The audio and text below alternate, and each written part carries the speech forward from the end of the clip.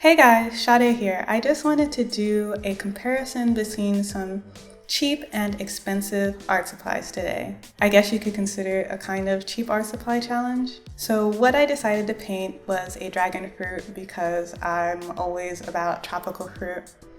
So one of these is the one made with cheap art supplies and one is made with expensive art supplies. Can you guess which one? So let's start with the cheap art supplies. I didn't really want to go out and buy some more art supplies, so I just used things that I had around.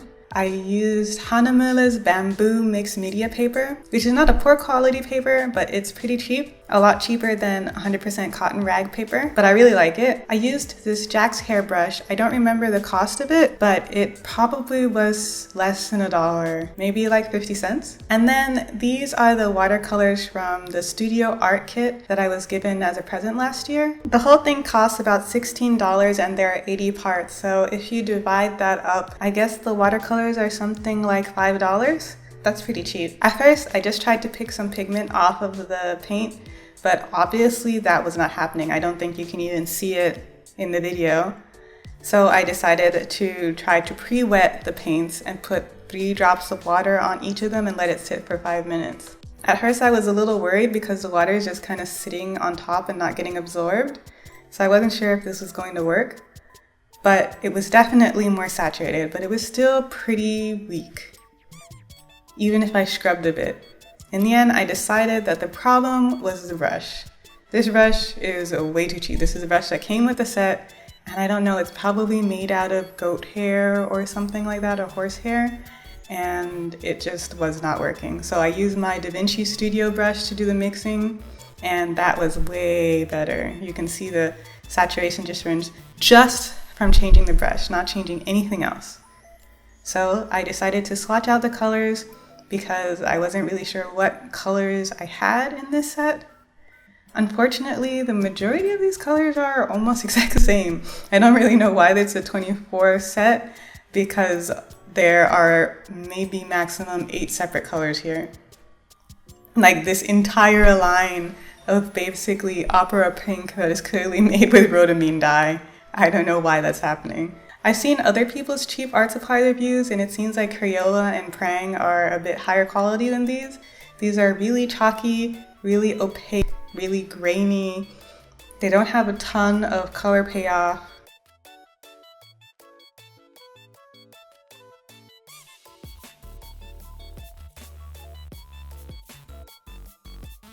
As you can see, it's like really chalky and patchy and not like professional grade watercolors at all, which is to be expected. But anyway, I started painting, and when I put down the first bit of yellow, I was actually surprised. It looked pretty good, I thought, and I was able to blend out okay. It wasn't the best, but I was able to. Basically, this seemed to go okay for the first couple of layers, and the thing is, that's my style. I like to do lots of layers and I like to soften the edges. So I like everything to be kind of whisper light. And that's exactly what this paint is not really suited for. At first, everything is okay. I have the orange looks like it's looking okay on top of the yellow. Even the first layer of green looks okay. But then when I start to add an extra layer of green, it doesn't really blend very well. Stuff starts getting patchy, stuff starts looking gummy, things start lifting. It's not really fun.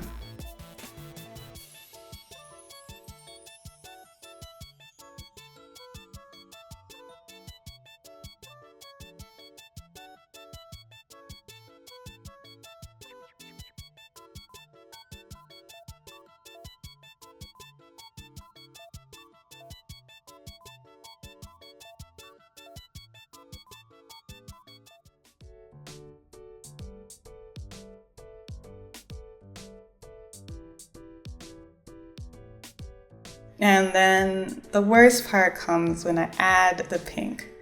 I was really actually happy with how well the colors mixed, even though these colors were really weird. So I was even able to mix this color for the dragon fruit with not too much trouble. I was pretty happy about that. But you see how patchy it is?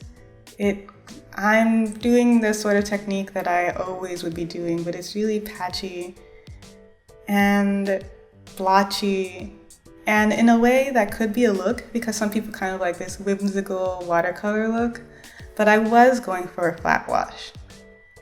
I tried to add another layer to kind of even it out, but I could just feel it getting even more blotchy and patchy, so I decided to stop while I was ahead. I just added a little bit of shading to make it look a little more realistic, but I tried not to do too much of that because a lot of times the paint just ended up getting muddy and reactivating all of the other layers and moving them all around instead of just glazing and layering on top of one another.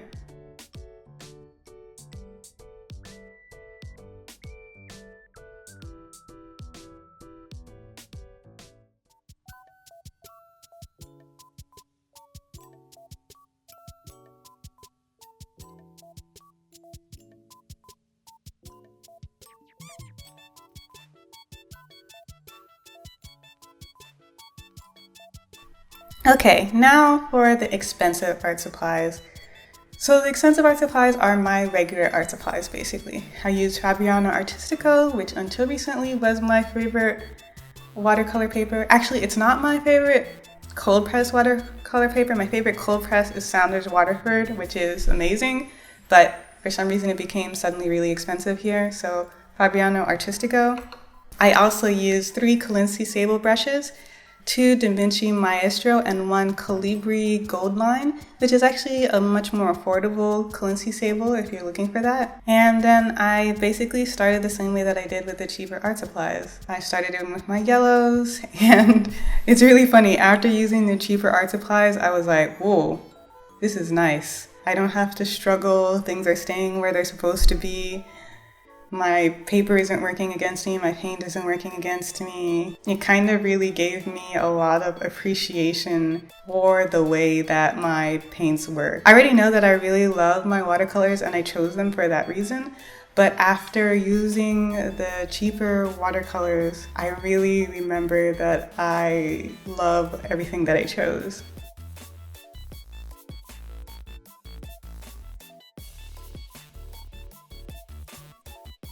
And I really like right now how the green is going into the yellow, and I think it's really pretty. I mean, there's not a ton to say about this.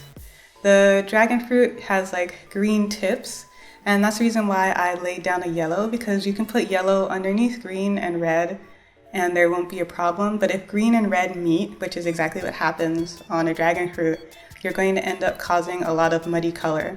So in this case, the yellow acts kind of like a buffer between the green and the red, so I don't end up with a muddy color. And it also adds a little bit more vibrance, I think, to the painting.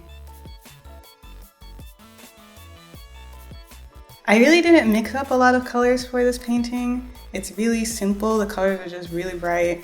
It's just a light green, a dark green at the tips, a middle yellow, and an orangey yellow towards the base. And then I'm just going to cover the whole body with this sort of pinky red that I really love. That's every time I see a dragon fruit, I'm just like, oh man, I want to eat it so bad. The problem is Germany doesn't really have a lot of really fresh tropical fruits, so I'm kind of out of luck.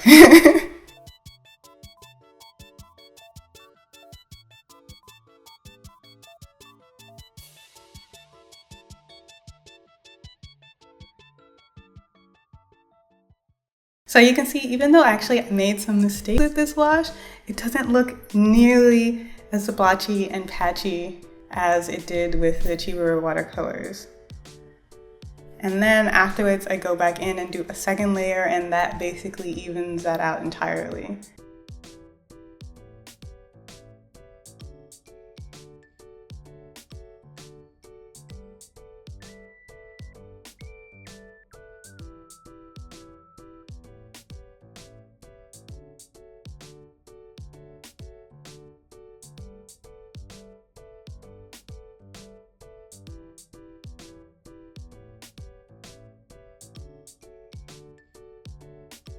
I spent around the same amount of time on both of the paintings. They're both pretty quick, just kind of sketches. just to see what the difference between the two qualities is, and I think it's pretty obvious when you see them on the screen.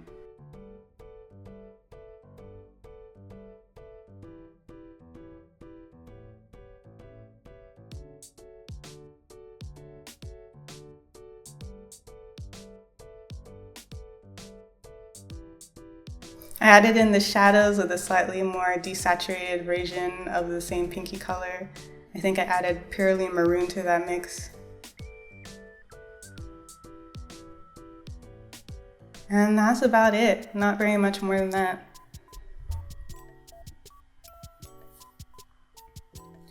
So this is the final result. Now I'm just letting you see both of the paintings side by side, so you can see how they're both developed. You can see I did basically the same thing for both of them. I think that of course you can make something pretty with the cheaper art supplies, but I really wouldn't want to. I'm the sort of person that gets kind of frustrated if I have to struggle against my supplies a lot.